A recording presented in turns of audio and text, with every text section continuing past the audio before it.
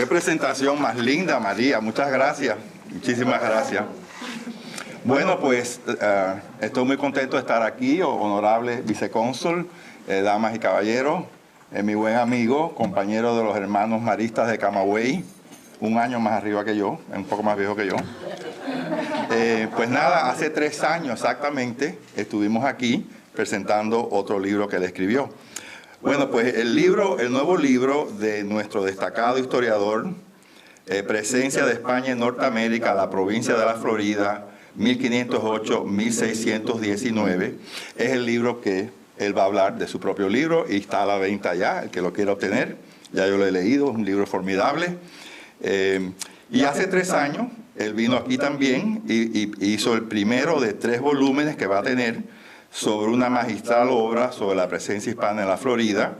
El otro libro de hace 3 años, que yo tuve el honor de presentar también, se llama Historia de la Florida Colonial Hispana 1500-1616, que fue un oportuno y valioso libro que describe con lujo de detalle el comienzo y el desarrollo y contribución hispana en la Florida y el resto de los Estados Unidos. Ahora, con su segundo libro, amplía una historia no bien conocida, pues los libros de texto que se usan en esta nación en general ignoran el enorme aporte español al nacimiento de este gran país. Estos libros que se usan en las escuelas y universidades de los Estados Unidos están llenos de grandes omisiones y distorsiones en lo que se refiere al aporte de España y de los hispanos en general. El doctor Larrua citó en su primer libro un famoso historiador estadounidense, Charles F. Loveness, que escribió lo siguiente, y lo digo porque es un anglosajón diciéndole, no nosotros alabándonos nosotros mismos, ¿no? Y esto es lo que dijo ese famoso historiador, experto en cosas del aporte hispano, y dijo lo siguiente: si no hubiera existido España, no existiría hoy los Estados Unidos. La razón que no hayamos hecho justicia a los exploradores españoles es sencillamente porque hemos sido mal informados. Su historia no tiene paralelo. Amamos la valentía y la exploración de las Américas por los españoles. Fue la más grande, la más larga y la más maravillosa serie de proezas que registra la historia. ¿No está lindo eso? En este nuevo libro ha utilizado de nuevo documentación primaria sacada de los archivos de Cuba, la Florida y España, incluyendo algunos documentos que por primera vez el doctor Larrua documenta. Y por supuesto documenta todos estos documentos y toda su investigación a través de los años, el enorme esfuerzo de España, sobre todo en la evangelización y educación de los indios de la costa este de esta nación, con la gran labor de los misioneros dominicos, jesuitas y franciscanos. El libro explica cómo los primeros libros de texto en esta nación se usaron en la Florida para enseñar a los indios a leer y a escribir. Y el primer libro bilingüe de María no se usó en Coraway Elementary en el año 62. Se usó unos cuantos años antes, ¿no? Y fue el catecismo en lengua timuacana y castellana del padre Francisco Pareja, un franciscano, que fue publicada en Ciudad de México en 1627.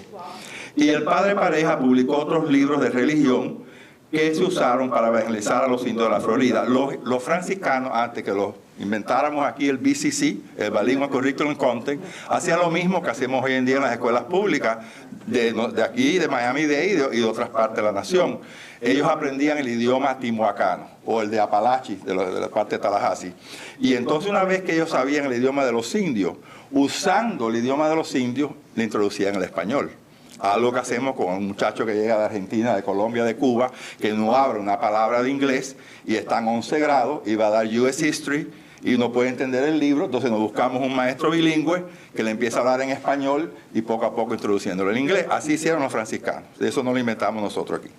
Ya se hacía en la Florida en los 1600. El historiador Larrua narra las primeras expediciones y exploraciones y el gran esfuerzo de los gobernadores españoles en la colonización de esta tierra en medio de terribles dificultades como la falta de fondos, insurrecciones indígenas, ataques de franceses, ingleses y piratas. Y los lectores de esta gran obra conocerán que el aporte hispano a la historia de esta nación no tiene paralelo por su grandeza. Otra vez voy a citar al mismo historiador que él lo cita ahora en el libro de ahora, y que dijo lo siguiente: el honor de dar América al mundo pertenece a España. No solamente el honor del descubrimiento, sino el de una exploración que duró siglos y que ninguna otra nación ha igualado en región alguna. No se nos ha enseñado a apreciar lo asombroso que ha sido el que una nación que era pequeña, ¿no?, comparado con la inmensidad de las Américas, tuvo el honor no solo de descubrir América, sino también, cuando lo estudiamos a fondo, es extremadamente sorprendente. Presencia de España en Norteamérica, el libro de Salvador, sale a la luz durante el 5º centenario de la llegada de Juan Ponce de León a nuestro estado del Sol, de la Florida. El autor explica que su libro es un tributo a Juan Ponce de León. Eso lo dice en la primera página, apenas abres el libro está ahí. El doctor Larrúa señala que desde la fecha del descubrimiento o el encuentro de dos mundos en 1513 hasta la conquista en 1565 con Pedro Menéndez de Avilés, el fundador de San Agustín, pasaron por las costas de la Florida nada menos que 13 exploraciones oficiales, según las crónicas, pero sabemos que muchos marinos españoles también venían a la Florida de Yucatán, de otros lugares, y buscaban agua y provisiones. España tuvo un altísimo costo en la conquista de la Florida. Explica el autor que España había perdido 100 embarcaciones, en las que había ocupado sitios 4.000 expedicionarios, de los cuales 2.000, entre lo que se contaba 30 sacerdotes y un obispo, habían muerto. O sea, de esas expediciones, 100 barcos se perdieron y la mitad, el 50% de los que vinieron aquí murieron. En sacerdotes, obispos y soldados y marineros y todo. Además, perecieron cientos de indios cubanos, porque muchas expediciones salían de Cuba también, y los indios cubanos, por supuesto, eran los que cargaban el equipaje de los españoles, y muchos de ellos también murieron aquí. Se perdieron 1.000 caballos, muchas cabezas de ganado vacuno y de cerda, al igual que millones de pesos en aperos, suministros, armas, municiones, avíos, logística de todo tipo. Señala el autor el colosal esfuerzo de España con una persistencia y tenacidad inquebrantables para poder llevar la civilización europea a las tierras de la Florida. El doctor Larrúa ofrece muchos datos interesantes, tales como el primer hijo de europeo que nació en esta nación fue Martín de Argüelles, nacido en San Agustín en 1566. Los libros que usamos en las escuelas hablan de Virginia Dare, la primera europea que nació aquí, pero es que ella nació en Jamestown, y ya estábamos Urban Renewal en San Agustín cuando fundaron Jamestown. Y por supuesto no hablan de Martín Argüelles. Un dato interesante fue la fundación del primer establecimiento de negros libres en los Estados Unidos, que fue el fuerte de Gracia Real de Santa Teresa de Mosé. España, a pesar de que tenía esclavos, para hacerle daño a las colonias británicas, acogía a los esclavos negros que se escapaban de Georgia y las Carolinas, y al venir a la Florida les daban la libertad. Y fueron llegando cada vez más, ¿no? Porque era un Underground Railroad going south, que no se habla tampoco en ningún libro de texto. Siempre el Underground Railroad se escapan del sur para ir hacia el norte, pero el primer Underground Railroad fue de las Carolinas a Georgia a la Florida a buscar la libertad. No aparece en ningún libro de texto tal cosa tampoco. Con el tiempo, estos negros libres, que lo único que tenían que hacer era jurar lealtad a España, hacerse católicos, construyeron un fuerte que en ese momento estaba como a 2 millas al norte, donde están la entrada de San Agustín, las 2 puertas que hay ahí, frente al castillo de San Marcos.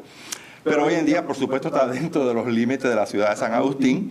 Y ahí fundaron este fuerte, crearon una milicia y lucharon muy duro cuando los ingleses atacaron San Agustín en 1740. Los españoles no eran bobos y pusieron ese fuerte al norte de San Agustín, para que los primeros que entraran en fuego fueran esos negros valientes que había ahí. Y entonces, bueno, pues esos negros acabaron, cuando se perdió la Florida a Inglaterra en 1763, acabaron yendo a Cuba, con los otros españoles que también fueron a Cuba, dejaron a San Agustín prácticamente vacío, y allá el capitán general de Cuba le dio a cada refugiado que vino de Florida a Cuba, no de Cuba a la Florida, de la Florida a Cuba, a cada refugiado le dio una caballería de tierra y le dio 33 acres en una caballería de tierra y le dio un esclavo negro. Así que los que eran esclavos de las Carolinas acabaron en Cuba siendo dueños de otro esclavo negro. Algo muy interesante también. Y se establecieron en un lugar de matanza, hay matanceros aquí, que se llama Ceiba Mocha. Y en aquella época se llamaba San Agustín de la Nueva Florida, pero lo que es Ceiba Mocha, hoy en día se llama Ceiba Mocha, pero en aquella época se llamaba San Agustín de la Nueva Florida. Bueno, el fuerte este está completamente reconstruido y se puede visitar, ya que está totalmente reconstruido por la Florida como un centro turístico. Y cuando la última vez que estuvo el rey de España, se retrató ahí en ese fuerte también, la última vez que estuvo en San Agustín. Otro dato interesante fue que el primer poema para la gente de literatura que hay aquí, como el primer poema que se hizo aquí en los Estados Unidos fue llamado La Florida y fue escrito por Fray Alonso Reynoso en 1588. Así que había literatura también aquí en la Florida. El libro tiene una completa biografía del conquistador de la Florida, Pedro Menéndez de Avilés, y se describe la fundación de San Agustín en 1565, narra cómo Menéndez derrotó a los hugonotes franceses que habían invadido la Florida y se habían construido un fuerte llamado Carolina, donde actualmente se encuentra la ciudad de Jacksonville en el St. John River. Y después de derrotar a los franceses, Menéndez fundó ciudades y fuertes en los estados actuales de Florida, Georgia y las Carolinas. Menéndez trajo misioneros jesuitas que establecieron una serie de misiones empezaban en el estado actual de la Florida y llegaron hasta Virginia, a 100 millas de Washington, D.C. había una misión jesuita fundada por Pedro Menéndez de Avilés. Posteriormente los franciscanos tuvieron un éxito extraordinario y expandieron estas misiones. Los franciscanos fueron más exitosos que los jesuitas, que eventualmente abandonaron la Florida porque habían puesto ya muchos mártires. Y la orden jesuita los retiró de la Florida, que mataban muchos jesuitas y se los llevaron. El autor describe que miles de indios de Florida fueron bautizados y convertidos al cristianismo en 124 misiones. Oigan ese número, 124 misiones en lo que era la Florida del siglo XVI, que llegaba ¿a dónde? A Canadá. La Florida del siglo XVI era todo lo que era al este del río Mississippi hasta el océano Atlántico y de la Florida a Newfoundland. No existía Inglaterra, la Florida del siglo XVI era Canadá y Estados Unidos, y del otro lado del Mississippi era el virreinato de Nueva España. Pues no había Inglaterra aquí en esa época. Entonces, en estas 124 misiones, hacia 1613, los frailes habían bautizado 60,000 indios. En la Florida se construyeron más misiones y doctrinas. Doctrinas son las misiones más pequeñas, que no le llamaban misiones porque no eran tan grandes, pero habían siempre unos cuantos indios que vivían ahí, mandaban a dar misa, instrucción de catecismo, etc. Y en la Florida se construyeron más misiones que en California, Texas, Nuevo México y Arizona combined. Más aquí que en todos los demás estados juntos. ¿Cuántas hay en California? 21 misiones en California. De San Diego a Sonoma, 21 misiones. Aquí hubieron 124 misiones en este estado. Bueno, en este estado, incluyendo Georgia, las Carolinas, la Florida colonial, estoy hablando. Okay, el libro cuenta la historia de los primeros gobernadores de la Florida, que casi todos eran de Asturias, pero claro, eran todos los amigos de Pedro Menéndez, que era asturiano, ¿no? Nació en Asturias. Y él tiene una biografía bastante detallada de todos esos gobernadores uno por uno. Muy interesante, porque yo no había visto en un solo libro todas las biografías de los primeros gobernadores de la Florida, con, no sé, 4 o 5 páginas que le dedica a cada uno de ellos. Y no solamente cuando estuvieron aquí, a donde fueron después, porque algunos siguieron subiendo, los ascendían, iban por aquí, iban por allá, y algunos fueron importantísimas personas en España, hasta el día que se murieron. La biografía no solamente es de aquí, sino la vida de esos gobernadores hasta que ellos mueren. Describe la construcción del castillo de San Marcos, que para honor de los cubanos, un habanero, Ignacio Daza, fue el que diseñó el castillo, y otro habanero, el marqués Laureano Torres de Ayala, nacido en La Habana, fue el último gobernador que completó la construcción del castillo, que duró más de 20 años. Así que el ingeniero cubano y el habanero que acabó la construcción también era de La Habana. y de Cuba. Describe, bueno, toda la construcción de este castillo, las insurrecciones de los indios, el crecimiento de San Agustín y el desarrollo de la Florida, donde se establecieron las primeras casas, la casa más antigua europea, hasta ahí, los fuertes, los tribunales de justicia, los negocios, los ranchos de ganado, los muelles, las escuelas, hospitales, astilleros de barcos, conventos, iglesias, plazas, cabildos, mucho antes que todas estas instituciones se establecieran en Virginia y Nueva Inglaterra.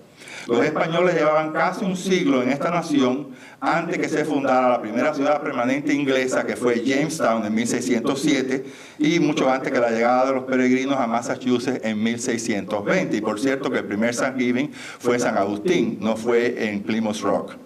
Ahí Pedro Méndez se bajó, el padre López lo estaba esperando con una cruz en alto, ahí hicieron una misa, los indios timucuanos vinieron con sus comidas, los españoles bajaron la comida de los barcos y comieron todos juntos, dándole gracias a Dios con un Te Deum en latín que hacían en esa época, y eso es un Thanksgiving, darle gracias a Dios y compartir la comida con los indios. Eso pasó en San Agustín en 1565, septiembre 8, 1565, y no en el que celebramos aquí, que es el de Massachusetts al año de los peregrinos en 1621, fue el de Plymouth Rock. Y hubo otro en Santa Fe en 1500 y pico también.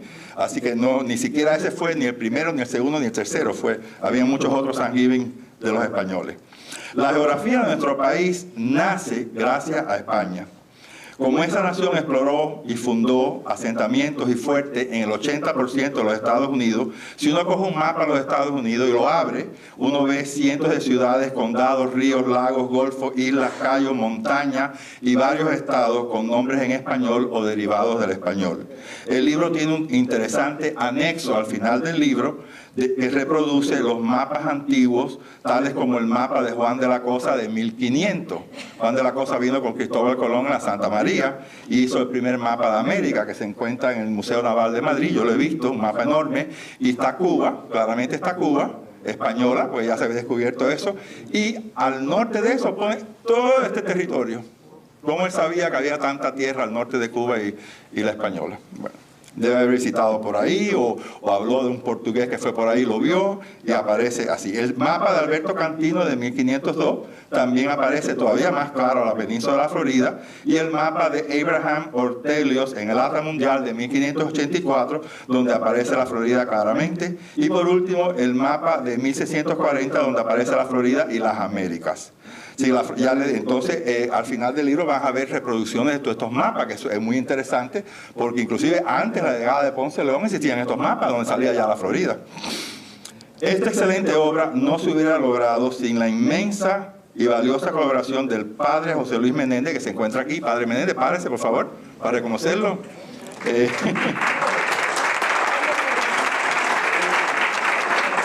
padre Menéndez tiene, con la ayuda de Salvador, uno de los mejores archivos. Ya quisieran universidades en este país tener los documentos que tiene el padre Menéndez, y con la ayuda de Salvador, que los ha conseguido, los ha traído, cosas que él tenía anterior también, antes de conocer a Salvador. Ahí tienen maravillosos documentos del siglo XVI, siglo XVII, maravillas de documentos, que ya quisiera algunas universidades tener esos documentos que tiene el padre en su iglesia ahí.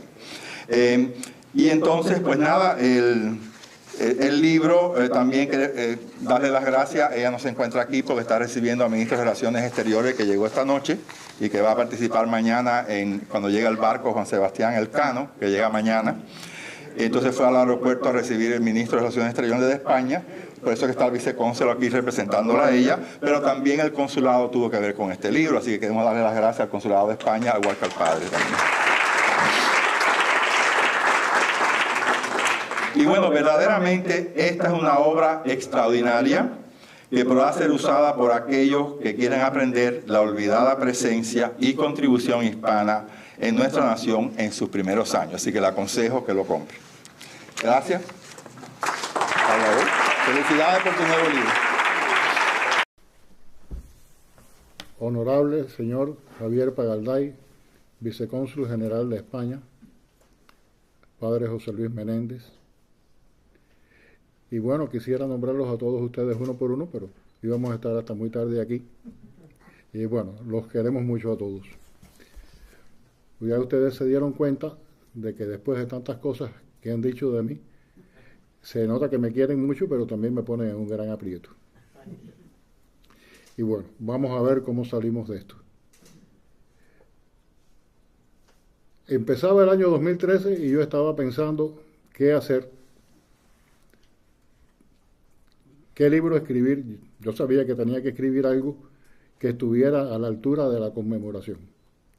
Hablé entonces con el padre José Luis porque yo había escrito algo unos años atrás sobre los primeros gobernadores de la Florida y dije, bueno, pues voy a coger todo esto, le voy a agregar algunas cosas más y voy a tratar de hacer algo que esté a la altura del 500 aniversario.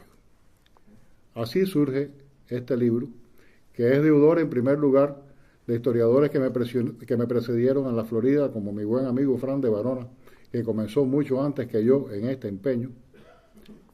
Otro amigo que no está aquí, que quería estar y no pudo estar, el doctor Larry Clayton de la Universidad de Alabama, que escribió las formidables crónicas de Hernando de Soto y otros cuantos libros más sobre la América española. Y bueno, por supuesto, ellos empezaron por un camino que yo solamente continué después. Escribo este libro que no es la continuación del primer tomo de la historia de la Florida colonial hispana que todos ustedes conocen, porque el libro está dedicado fundamentalmente al descubrimiento de la Florida y a qué representa el descubrimiento de la Florida, quiénes fueron los hombres que fueron los primeros gobernadores españoles y sus biografías hasta 1620. ¿Por qué hasta 1620? Porque en 1620 es la fundación oficial de Jamestown. Jamestown había sido fundada antes, a partir de 1608, pero oficialmente fue fundada en 1620. Ahora, en ese momento de la fundación de Jamestown, ya se había fundado San Agustín de la Florida, pues en 1565, o sea, 55 años antes, y había otras ciudades más fundadas también por españoles, de las cuales hablaré después. El libro, en primer lugar, narra la gesta de los primeros exploradores, los primeros navegantes, los primeros marinos, y por supuesto, la gesta del descubrimiento por Juan Ponce de León. Algunos dicen que Juan Ponce de León y Figueroa, los últimos estudios de la genealogía de Juan Ponce de León, dice que se llamaba Juan Ponce de León y González de Perea. O sea, hay un apellido diferente, pero bueno, son los últimos estudios genealógicos y parecen ser las conclusiones últimas, lo que no quiere decir que sean las conclusiones ciertas. Pero bueno, es una hipótesis que puede ser enriquecedora o no. Este hombre fue el descubridor de la Florida en 1513, y cuando él estaba descubriendo la Florida pensando que había llegado a la tierra donde estaba la fuente de la eterna juventud, y llegó en un hermoso día de Pascua, de la Pascua de las Flores, y por eso llamó a esta tierra Terra Florida, o sea, la tierra de las flores, él mismo no sabía qué importancia tenía aquel descubrimiento que acababa de hacer. ¿Empezaba entonces la historia de la Florida? No, empezaba algo mucho más importante que eso. Empezaba la historia de los Estados Unidos ese día. Porque fue la primera vez que un europeo pisó la tierra de los Estados Unidos con el propósito de fundar. Y por supuesto las fundaciones españolas no eran igual no se parecían en nada a las fundaciones inglesas. Los ingleses que llegaron a la Florida llegaron en función de intereses particulares de la Compañía de Londres, de intereses económicos, pero no con intereses fundacionales. No venían a fundar un país. Venían a obtener beneficios, a beneficiarse del comercio, a enriquecerse en definitiva. Algunos llegaban por motivos religiosos huyendo, pero los españoles llegaron a fundar. Ahora, ¿qué pasó aquí? En primer lugar, la gesta más heroica que ha habido nunca, yo creo que en ninguna parte del mundo, porque conquistar México por Hernán Cortés, conquistar Perú por Francisco de Pizarro y por Almagro, fueron bromas en comparación con la conquista de la Florida. Piensen ustedes que llegaron aquí primero 13 expediciones exploradoras para ver cómo era la cosa, dónde estaban los ríos, las montañas, cuáles eran los mejores lugares. Después llegaron 8 expediciones colonizadoras, desde la primera de Ponce de León en 1521 hasta la última de Pedro Menéndez de Avilés en 1565. Murieron cientos de hombres, ya mi amigo Frank acaba de relatar todo eso. Se perdieron embarcaciones, caballos, aperos, gente, dinero, más que en cualquier conquista de España en América. Pero además hubo otra cosa que tuvo que vencer Ponce de León, que no tuvo que vencer ningún conquistador español, porque ningún conquistador español tuvo que pelear primero contra franceses perfectamente bien armados y más numerosos para después empezar a colonizar un lugar. Cortés no tuvo que hacer eso, Pizarro tampoco.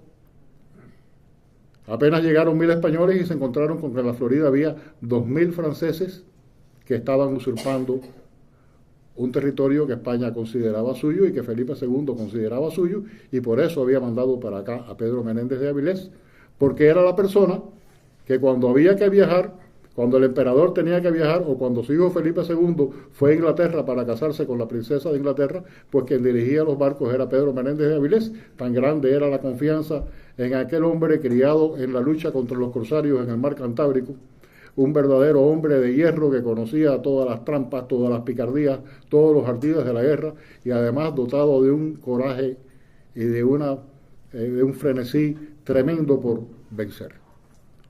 El rey sabía muy bien lo que estaba haciendo. Habían fracasado 8 expediciones y llega Pedro Menéndez de Avilés. Narra la historia que en un momento él va con 50 hombres y iban a atacar a 600 franceses.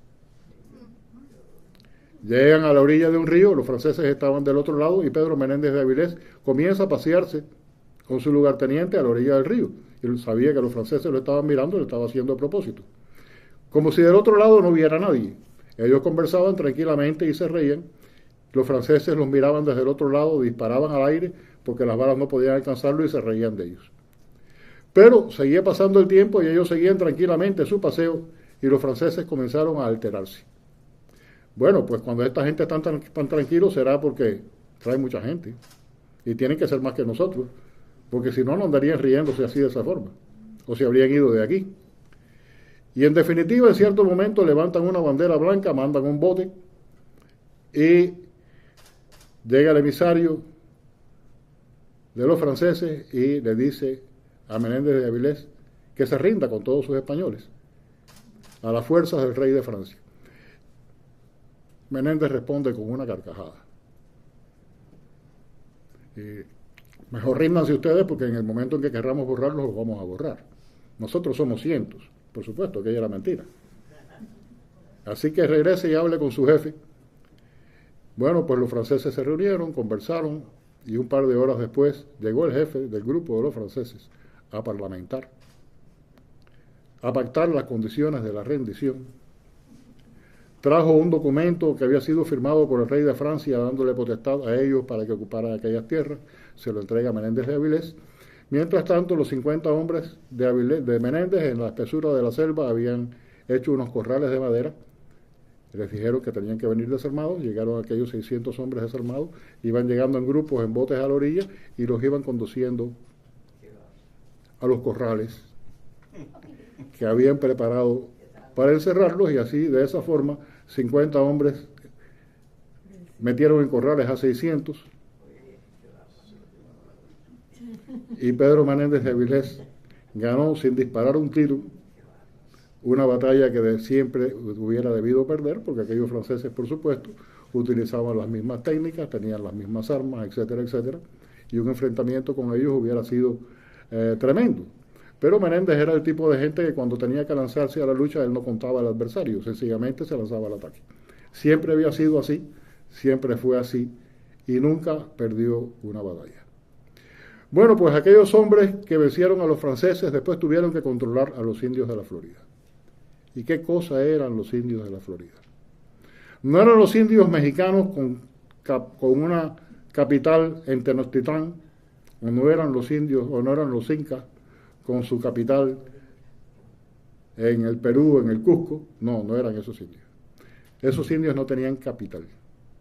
Eran nómadas, se reunían por miles en cierto momento, atacaban, cuando por supuesto estaban en ventaja, y después se perdían. Se perdían en los pantanos, se perdían en el monte, desaparecían, no había forma de agarrarlos.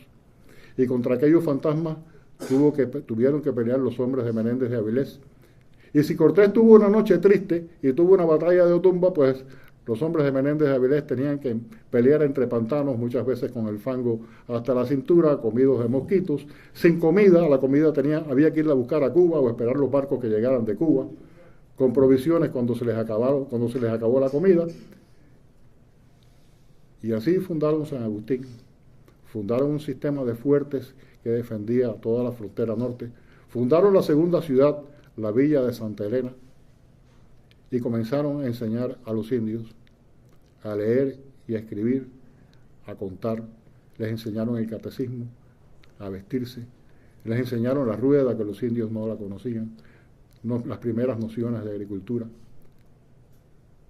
Algo muy distinto a lo que hacían los colonos en otras partes.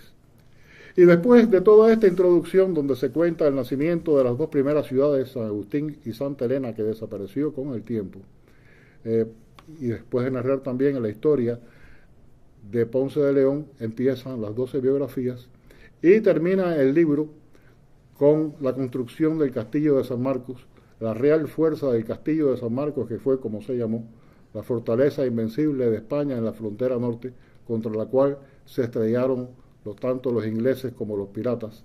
Todas las invasiones fueron detenidas ante las murallas del Castillo de San Marcos. Y cuando los españoles se marchan, después del fatídico cambio de la Florida por La Habana en 1762, cuentan que los pobladores de San Agustín lloraban y decían que aquellos que nunca se habían rendido en la batalla, aquellos que nunca habían bajado la bandera, ahora tenían que rendirse en un papel, en un tratado. Pero la historia continuó. La historia continuó, después la Florida volvió a ser española y los españoles siguieron haciendo otras muchas cosas. Y este libro que algunos de ustedes tienen ya, pues narra esta historia, que es el comienzo de la historia de los Estados Unidos. Pero hay mucho más que hizo España aquí. No hay un solo pedacito de los Estados Unidos a donde no llegara antes España. No hubo un solo tramo de costa del Pacífico o del Atlántico que no fuera cartografiado antes por los españoles. No hubo río que desembocara en el Atlántico o en el Pacífico cuyo curso no hubiera sido fijado, ni cadena de montañas que no apareciera en los primeros mapas. El primero, el de Juan de la Cosa, en 1502. Ya aparece el contorno de la Florida, que todavía no se llama la Florida.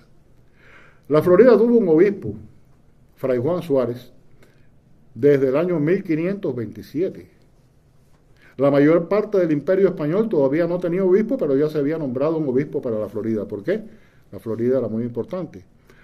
La Florida al norte, San Agustín al norte y La Habana al sur custodiaban el estrecho de la Florida, garantizaban el paso de la flota, controlaban el mar de las Antillas, y la Florida además defendía todo el imperio desde San Agustín hacia abajo de posibles expediciones inglesas.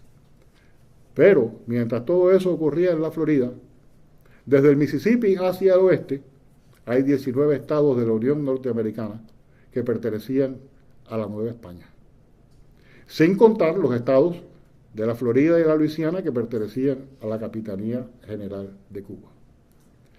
¿Qué se me queda afuera? Bueno, pues se me queda afuera Alaska. ¿Se me queda afuera Hawái? Sí, pero Alejandro Malaspina llegó a Alaska en el año 1788 con Bruno de Zeta, clavó la bandera de España y fundó una ciudad. ¿A quién se le ocurre fundar una ciudad en Alaska en 1788? Bueno, pues solamente a los españoles se les ocurrió eso, ¿no? Pero la ciudad existe y se llama Ciudad Valdés. Está ahí. En este momento tiene 6.000 habitantes. Los españoles llegaron primero a Hawái. Ruy López de Villalobos llegó a Hawái en 1555. La isla que hoy se llama Hawái, él la llamó la desgraciada. Bueno, pues parece que no le fue muy bien por ahí. Parece que los hawaianos, aparte de bailar el hula hula, pues también tenían flechas y lanzas. A lo mejor no le fue muy bien. Pero el caso fue que él bautizó a todas las islas y las más pequeñas las bautizó con el nombre de Islas de los Monjes. Todos estos estados de la costa del Pacífico y hacia adentro, hasta el Mississippi, 19 estados de la Unión Americana, fueron recorridos, fueron poblados, se erigieron ciudades. No solamente las ciudades heredadas de las misiones franciscanas como San Francisco o como San Antonio, San Francisco en California o San Antonio en Texas, estoy hablando de otras cosas. Porque antes de que los ingleses fundaran Jamestown, se había fundado Santa Fe en 1598 por Juan de Oñate. Se le dio nombre oficial en 1610, también antes de la fundación oficial de Jamestown, pero se fundó en 1598 y junto con Santa Fe se fundaron San Juan de Río Grande y la ciudad de nuestro Padre San Francisco, también en Nuevo México. Bueno, pues resulta que Santa Fe, fundada antes que Jamestown, existe, es la capital de Nuevo México. Las demás ciudades existen también. Jamestown duró 85 años, ya no existe. Hay mucho más. ¿Cuánto tiempo podríamos estar hablando de eso? Cuando los cowboys cazaban un caballo en la pradera salvaje del oeste, estaban montando un Mustang. ¿Qué cosa es un Mustang? Los españoles le llamaban mesteños. De la palabra mesteño, caballo salvaje, de origen árabe, andaluz, viene la palabra Mustang. A comienzos del siglo XX había 2 millones de Mustangs sueltos por las praderas de los Estados Unidos, descendientes de los famosos caballos de raza que llegaron junto con los colonizadores españoles. Cuando los primeros vascos llegaron a recorrer una hermosa tierra que estaba llena de robles y encontraron que aquella madera era buenísima para la construcción de barcos, llamaron a aquella tierra Arizona. Y cuando Esteban Gómez, por la banda del Atlántico, llegó más allá de Terranova, llegó al Labrador, era en pleno invierno, miró la extensión inmensa que se extendía delante de él, aquella extensión estaba cubierta de hielo, cogió y escribió en el mapa, acá nada. Esteban Gómez no sabía que estaba bautizando el Canadá. Acá nada.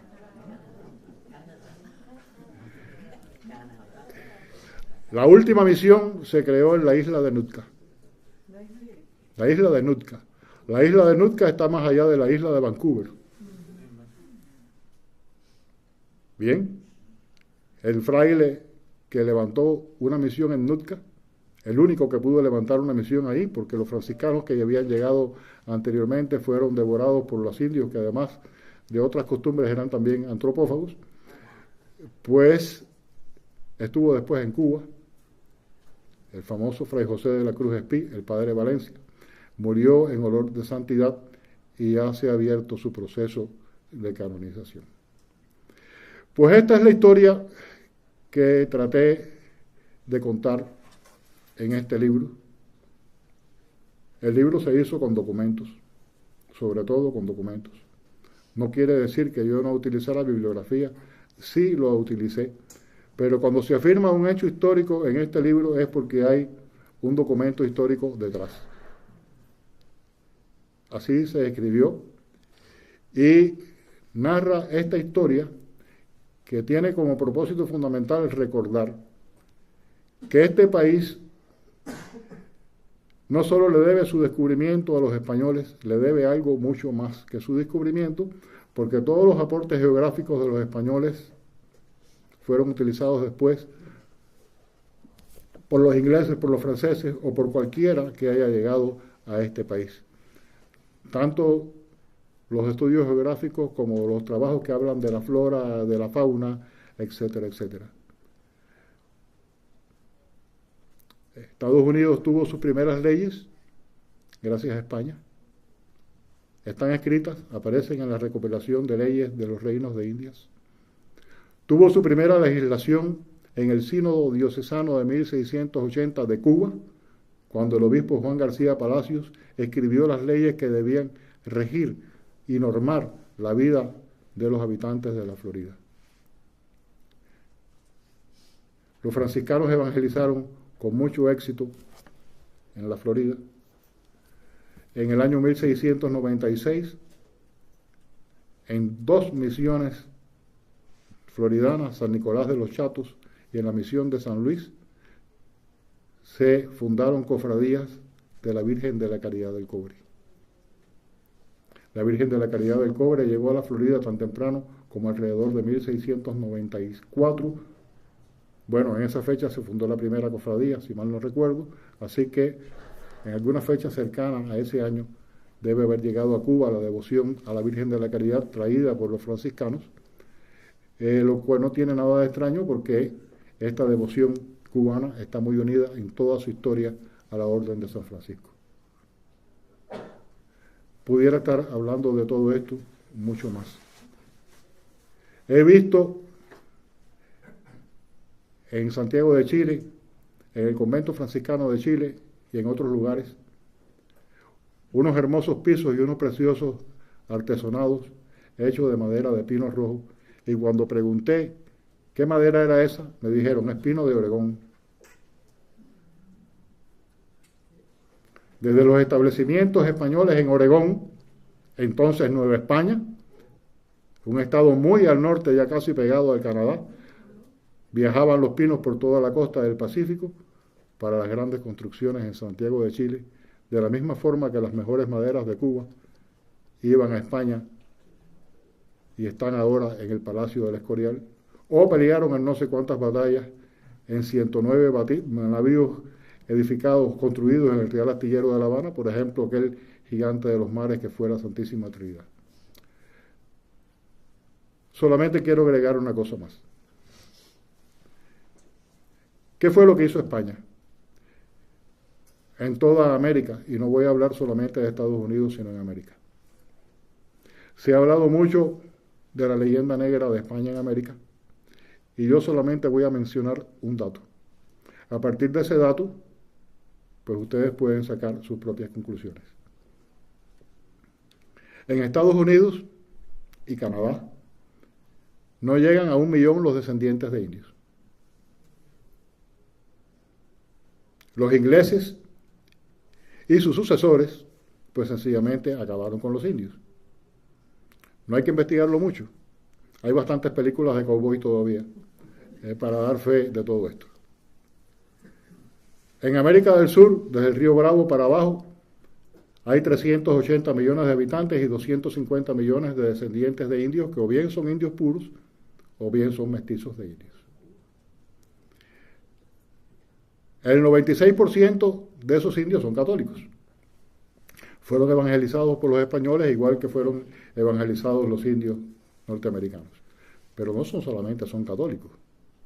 Hay miles y miles que son médicos, ingenieros, científicos, técnicos, abogados, economistas o presidentes de repúblicas. No tengo que citar sus nombres, ustedes los conocen. Si van a Bolivia o si van, qué sé yo, a Perú, pues ahí están con sus nombres y apellidos. Entonces parece que la conquista, en definitiva, pues, no fue tan mala. Queremos recordar esa deuda. Aquí somos muy poquitos, estamos reunidos en este Instituto de Estudios Cubanos y estamos metidos en ese empeño quijotesco de propagar estos conocimientos, porque parece que el historiador siempre está en deuda con la verdad y siempre tiene que tratar de pagar esa deuda. Eso era lo que quería decirles hoy, y el resto, bueno, pues ya se lo dijo Frank, o lo pueden leer ustedes en el libro. Y muchas gracias por su paciencia.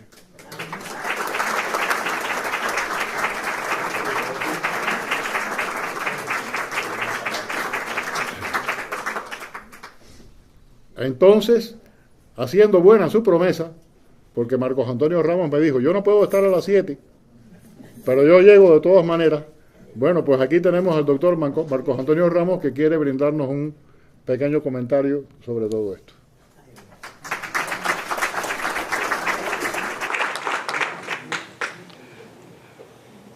Sí, Pedro. Profesor Larrúa y distinguidos miembros de la mesa presidencial, después tengo una pregunta para mi amigo el doctor Fran de Barona. En todos estos problemas históricos hispanos, los cuales son muy bellos y muy atrevidos, hay una pieza que juega un papel fundamental, que esa es la isla de Cuba. Muchos de estos grandes capitanes generales en Cuba fueron adelantados de la Florida y cumplieron e hicieron su labor en la Florida. Pero hay una realidad. Tenemos 2 virreinatos en América, que yo sepa.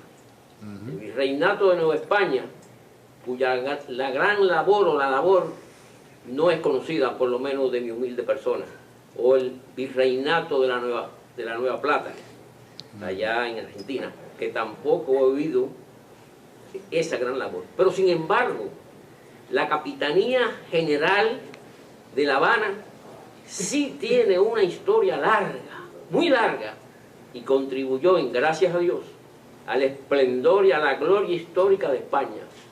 Y tal vez por eso fue que en España se le decía la siempre fiel. Pero yo diría mejor, con más rango histórico, la última fiel. Pero ¿qué comprendía la Capitanía General de La Habana? ¿Dónde comenzaba? En La Habana, con todo el territorio de la isla de Cuba, pero ¿dónde terminaba? ¿Por dónde se extendía? Porque fue un pedazo de tierra que facilitó que miles de españoles, cubanos, venezolanos y de otras partes participaran en todas esas grandezas de España. ¿Hasta dónde llegaba la influencia y el territorio de la Capitanía General de La Habana? La última fiel. Bien, los capitanes generales de Cuba eran capitanes generales de Cuba, la Florida, la Luisiana y Jamaica. Jamaica dejó de pertenecer a España en el año 1655 y posteriormente, a comienzos del siglo XIX, comienza a pertenecer a la Capitanía General de Cuba, también la Luisiana. La importancia de la Capitanía General de Cuba dentro del sistema colonial español ha sido muy poco estudiada. Era la parte del Nuevo Mundo español que tenía el comercio más directo con los Estados Unidos. Las 13 colonias inglesas en la costa del Atlántico se nutrían en gran medida del comercio con Cuba, igual que San Agustín de la Florida, y la provincia de la Florida española subsistió durante mucho tiempo gracias al comercio con Cuba. El intercambio comercial entre las 13 colonias y la isla de Cuba está muy bien documentado, y nosotros tenemos miles de imágenes digitales y algunos cientos de documentos originales en nuestro archivo que nos hablan de ese fabuloso movimiento comercial entre las 13 colonias de Cuba, que eran enemigas, pero a la hora de intercambiar, pues eran bastante amigas. Llegó un momento en que ambas economías, la economía de las 13 colonias y la economía de Cuba, llegaron a estar tan íntimamente relacionadas que no podían vivir una sin otra.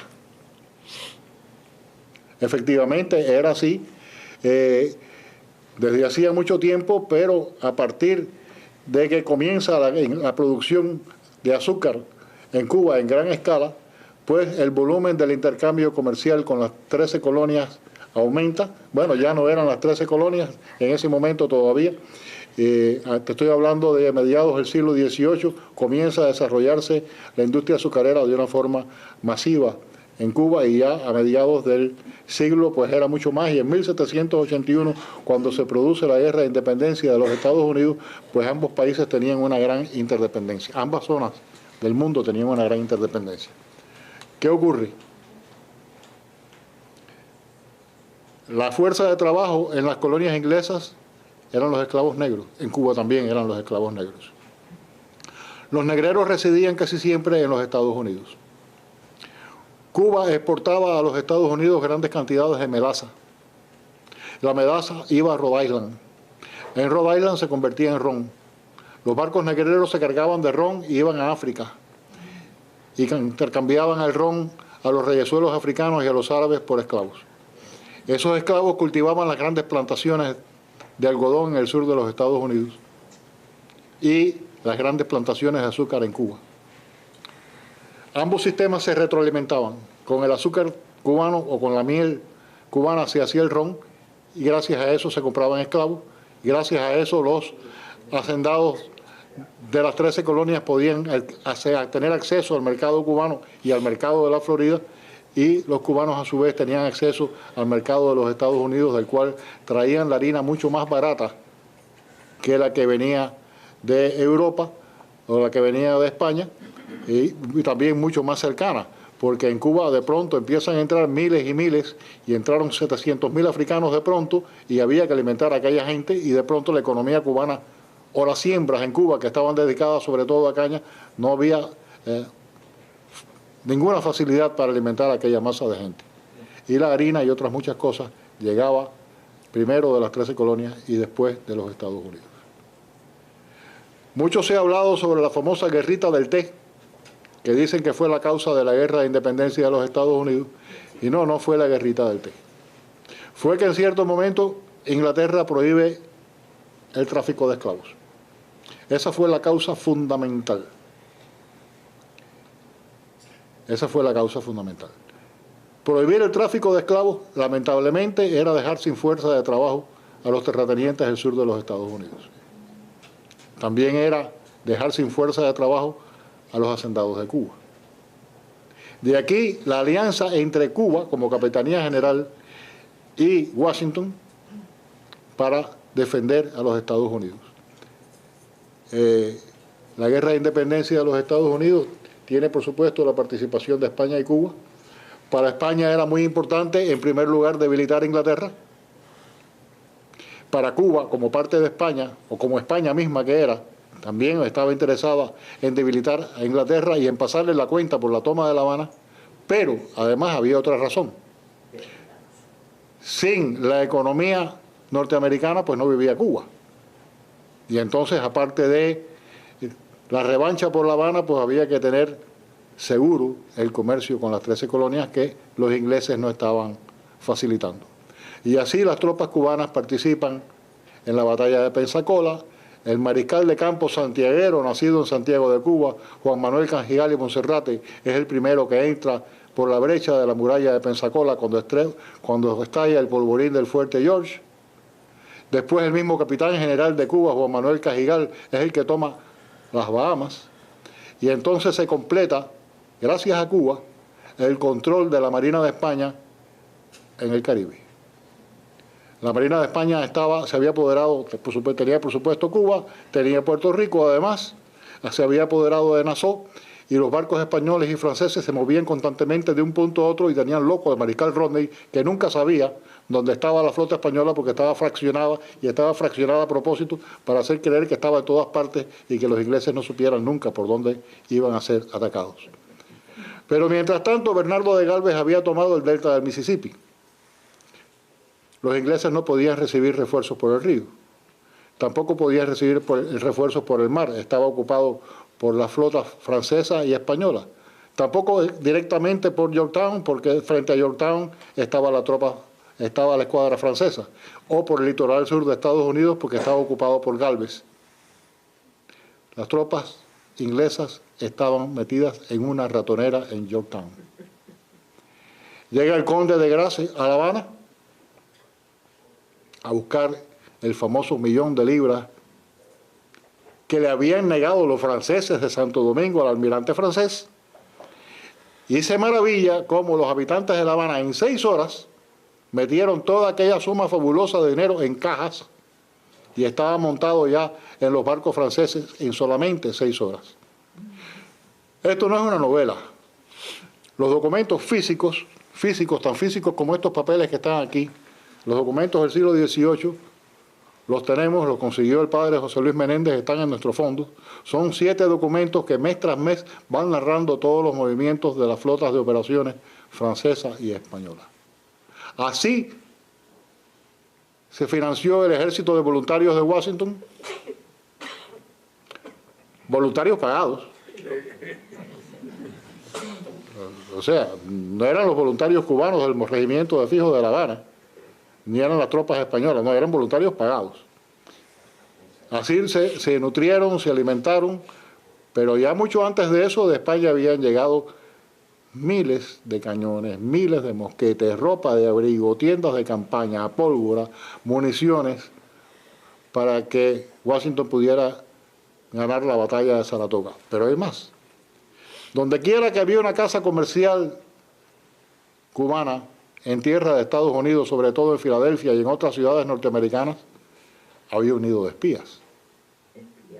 Vamos a no decir espías porque la palabra es fea, vamos a decir agentes secretos de España al servicio de los Estados Unidos en este caso. Bien, estos agentes le decían a Washington por dónde iban los ingleses. Los generales de Washington sabían en todo momento en dónde estaban ubicados los ejércitos ingleses, qué iban a hacer, por dónde iban las columnas de aprovisionamiento, en qué momento tenían que atacar, en qué momento echarles arriba a los indios, porque los ingleses compraban a los indios con whisky. Pero de pronto empezaron a probar el aguardiente de Castilla. Y cuando los indios empezaron a probar el aguardiente de Castilla, llegaron a la conclusión de que un mareíto con aguardiente de Castilla era mucho más placentero y agradable que un mareíto con aquel whisky que sabía a madera, qué sé yo, a rayos encendidos, no les gustaba y decían que aquella era agua de fuego mala. Pero el aguardiente de Castilla o el de Canarias eran agua de fuego buena. Y entonces, pues Gálvez les mandaba unos cuantos barriles y ellos iban muy contentos a la guerra contra los ingleses. Bueno, pues así fueron las cosas. Juan de Miralles, Eligio de la Puente, hispano-cubanos, bueno, Eligio de la Puente completamente cubano, Miralles hispano-cubano, estaban al tanto de aquella red de espías que después heredó el fraile capuchino Fray Antonio de Sedella, que estuvo 55 años dirigiéndola, sin haber sido descubierto nunca por nadie, porque él mismo fraile capuchino inventó procedimientos inventó claves, tintas invisibles, en fin, parece que le gustaba mucho aquello. Era un fraile misterioso, pero fue tal vez el primer James Bond de la historia. Y sobre eso, pues no sabemos nada. Pero si tuviéramos que agregar algo más, diríamos que a la deuda esa gigantesca de que la historia de los Estados Unidos comenzara a escribirse a partir de 2 fechas. Primera, el descubrimiento de la Florida en 1513. Segunda, la fundación de San Agustín en 1565 y ya la presencia española firme en esta tierra, sin contar, porque esa sería otra historia, la presencia española en toda aquella inmensa parte del virreinato de Nueva España que tenía de los Estados Unidos 7.500.000 kilómetros cuadrados. Los Estados Unidos tienen 9 millones de kilómetros cuadrados. 7.500.000 kilómetros cuadrados era España.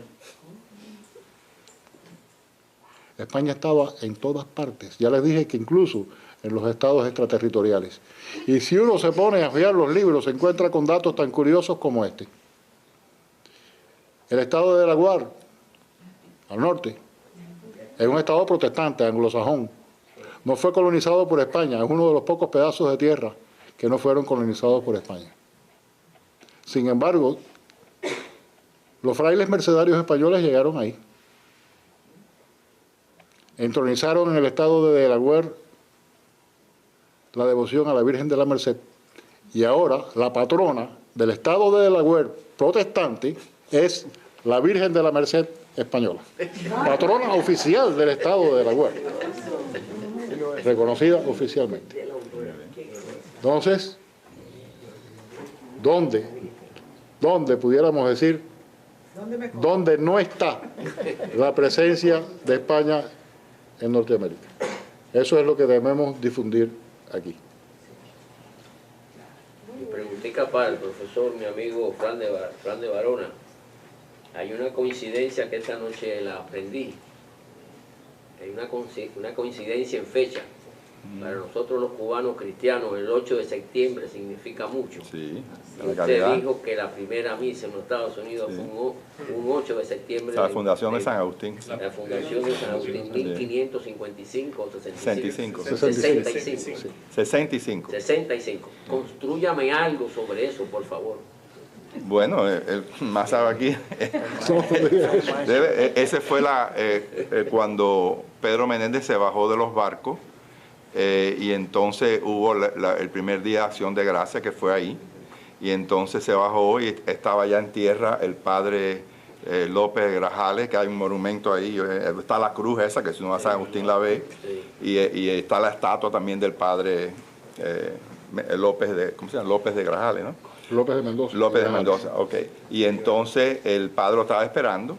Ahí en ese mismo lugar han construido como un altar no el original obviamente, está una capilla de la Señora de la Leche, toda esa área de ahí es donde él desembarcó y como dije aquí, antes que el doctor Larrúa fuera al podio, ahí se celebró una misa, estaban los indios Timucua de una aldea que se llamaba Celoy, era como le llamaban ellos a su aldea ahí.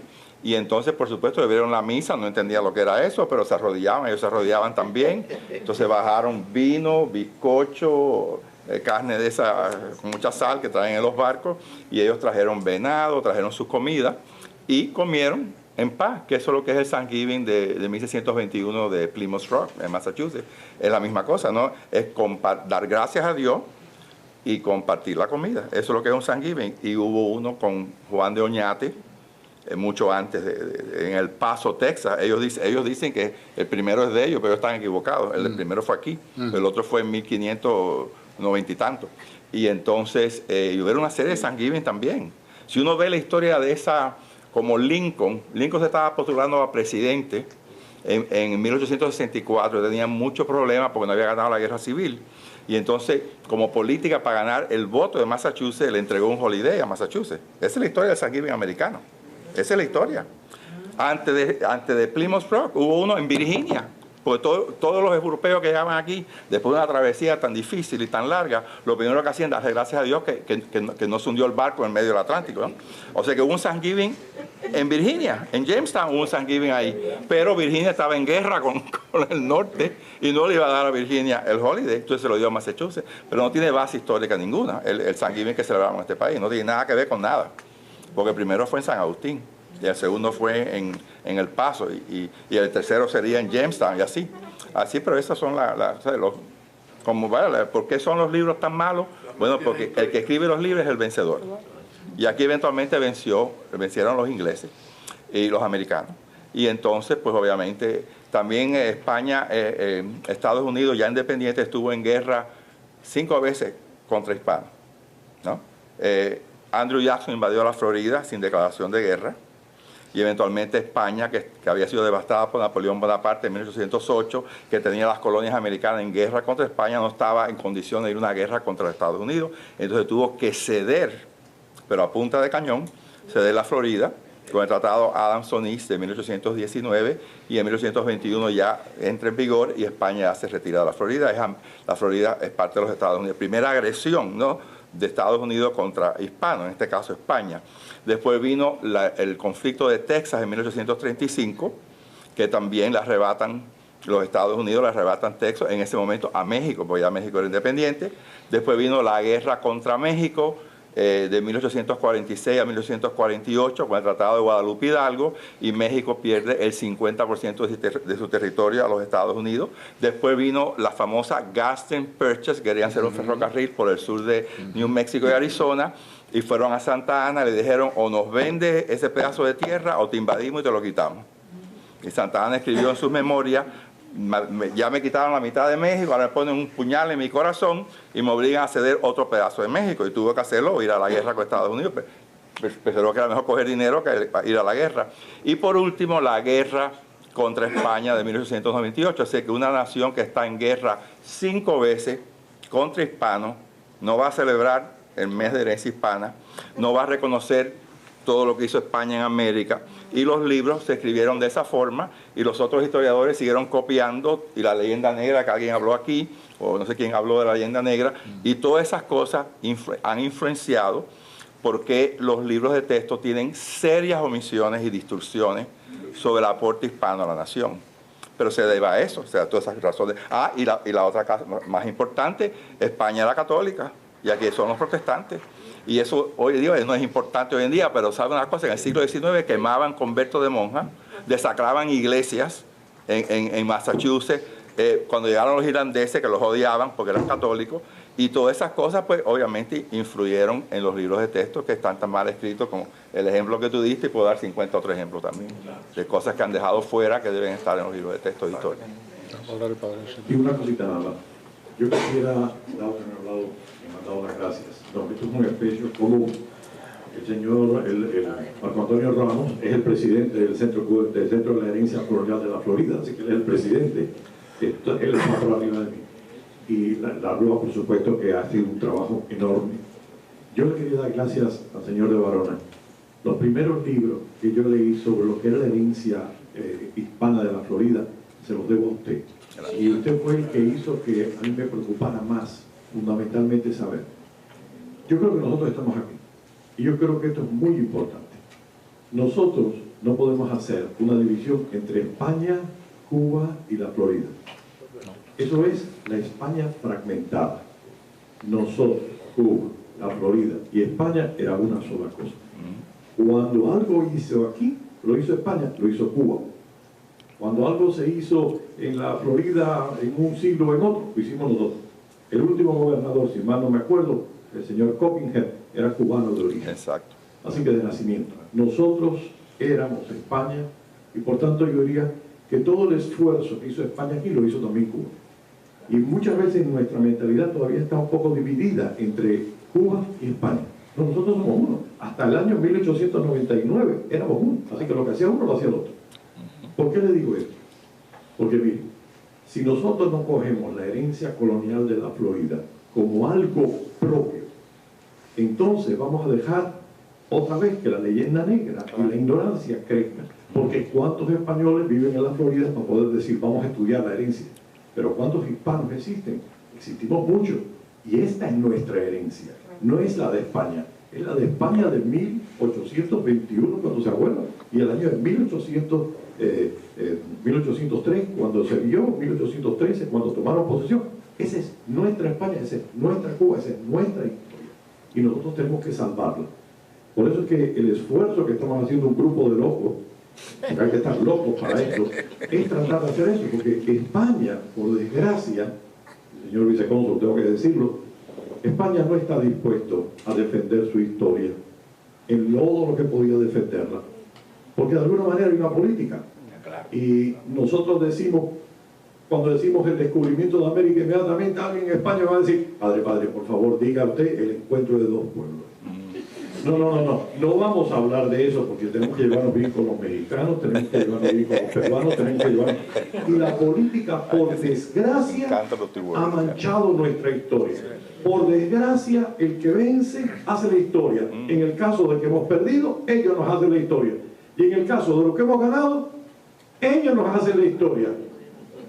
Y resulta que tenemos que llegar a Cuba, a un país donde nos sentimos orgullosos de ser cubanos y de ser de origen español. Y tuvimos una guerra en el 95 al 98, y tuvimos una del 68 al 78. Y fue una guerra civil entre cubanos y españoles, eran entre españoles y españoles, y entre cubanos y cubanos. Y llegamos a una independencia, y nunca guardamos odio a España, y siempre la reconocimos como la madre patria. Y yo creo que el problema es que no podemos pedirle a la política española que diga todo lo que tenía que decir. Cuando yo estuve en España en el año 60, habíamos desde el imperio hacia Dios todo lo que ustedes quisieran hablar. Por desgracia, las últimas veces que he ido, 1992, España dice 1492. España, Colón llega a América los americanos se encuentran con España, ahí acabó todo. No, ahí empezó todo. Ahí empezó lo que soy yo. Ahí empezó quién soy yo. ¿Quiénes somos cada uno de nosotros? Porque yo creo que ninguno de ustedes a lo mejor ha nacido ni en Asturias, ni en Galicia, ni en Canarias. Ustedes todos han nacido en Cuba o en América, en algún país. Nació nuestra historia. Y si nosotros no contamos nuestra historia, somos hijos de prostitutas y somos hijos de delincuentes y asesinos. Que eso es lo que la leyenda negra, inglesa y holandesa nos han tratado de creer. Se lo han creído ellos, se lo han hecho creer al mundo, y hoy España no está dispuesta, en muchos casos, señor vicecónsul, lo siento, en defender que eso no es así. Nosotros construimos un continente, y esto es algo que nos tiene que llegar a nosotros de orgullo. Somos de origen español, somos americanos, somos orgullosos de lo que somos. No podemos tapar con el sol de un dedo que hemos hecho errores, que hemos hecho cosas muy buenas. Pero ¿por qué digo esto? Porque si ustedes no ayudan a decirlo, ¿quién lo va a decir?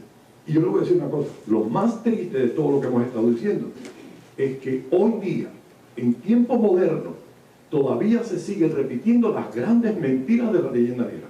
Voy a contarle un texto que me pasó a mí y me llegó de indignación. Yo soy un amante del History Channel. Así que los que les gustan la historia saben que el History Channel es un canal donde no me...